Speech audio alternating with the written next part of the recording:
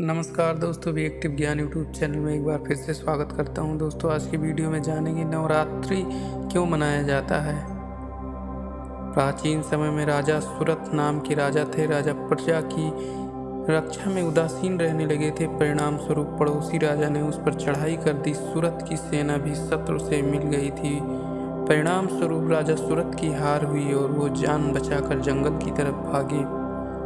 उसी वन में समाधि नाम का एक बनिया अपनी स्त्री एवं संतान के दुर्व्यवहार के कारण निवास करता था। उसी वन में बनिया समाधि और राजा सुरथ की भेंट हुई। दोनों का परस्पर परिचय हुआ। वह दोनों घूमते हुए महर्षि मेघा के आश्रम में पहुंचे। महर्षि मेघा ने उन दोनों के आने का कारण पूछा तो वह दोनों बोले कि हम अपने सगे संबंधियों द्वारा अपमानित एवं तिरस्कृत होने पर भी हमारे हृदय में उनका मोह बना हुआ है। इसका कारण क्या है? महर्षि मेघा ने उन्हें समझाया कि मन शक्ति के अधीन होता है और आदि शक्ति के अविद्या और विद्या दो रूप हैं। विद्या ज्ञान स्वरूप है और अविद्या ज्ञान स्वरूप है। जो व्यक्ति अविद्या ज्ञान के आदिकरण रूप में उपासना करते हैं उन्हें वह विद्या स्वरूपा प्राप्त होकर मोक्ष प्रदान करती है। इतना सुन राजा सुरथ ने प्रश्न किया है, महर्षि देवी कौन है? उसका जन्म कैसे हुआ? महर्षि बोले, आप जिस देवी के विषय में पूछ रहे हैं वो नित्य स्वरूपा और विश्वव्यापिनी है। उसके बारे में ध्यानपूर्वक सुनो। कल्पांत के समय विष्णु भगवान क्षीर सागर में अनंत सैया पर शयन कर रहे थे। तब उनके दोनों कानों में मधु कैटभ नामक दो दैत्य उत्पन्न हुए। वह दोनों विष्णु की नाभि कमल से उत्पन्न ब्रह्मा जी को मारने दौड़े। ब्रह्मा जी ने उन दोनों राक्षसों को देखकर विष्णु जी की शरण में जाने की सोची, परंतु विष्णु भगवान उस समय सो रहे थे। तब उन्होंने भगवान विष्णु को जगाने हेतु उनके नयनों में निवास करने वाली योग निद्रा की स्तुति की। परिणाम स्वरूप तमोगुण अधिष्ठात्री देवी विष्णु भगवान के नेत्रनाश का मुख तथा हृदय से निकलकर ब्रह्मा जी के सामने उपस्थित हो गई। योग निद्रा के निकलते ही विष्णु भगवान उठकर बैठ गए। भगवान विष्णु और उन राक्षसों में 5000 साल तक युद्ध चलता रहा।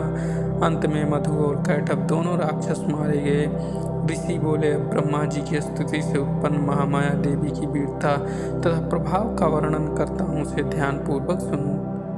एक समय देवताओं के स्वामी इंद्र तथा दैत्यों के स्वामी महिषासुर में सैकड़ों वर्षों तक घनघोर संग्राम हुआ। इस युद्ध में देवराज इंद्र की पराजय हुई और महिषासुर इंद्रलोक का स्वामी बन बैठा। अब देवतागण ब्रह्मा के नेतृत्व में भगवान विष्णु और भगवान शंकर की शरण में गए।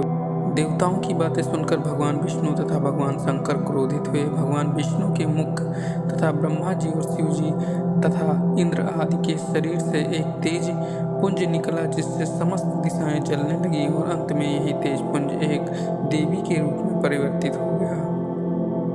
देवी ने सभी देवताओं के आयुध एवं शक्ति प्राप्त करके उच्च स्वर में अट्टहास किया, जिससे तीनों लोकों में हलचल मच गई। महिषासुर अपनी सेना लेकर इस सिंहनाद की ओर दौड़ा। उसने देखा कि देवी के प्रभाव से तीनों लोक अवलोकित हो रहा है।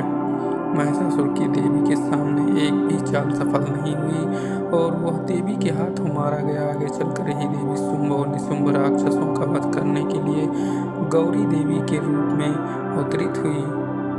इन उपरोक्त व्याख्यानों को सुनकर मेघा ऋषि ने राजा सुरथ तथा बनिया से देवी स्तवन की विधिवत व्याख्या की।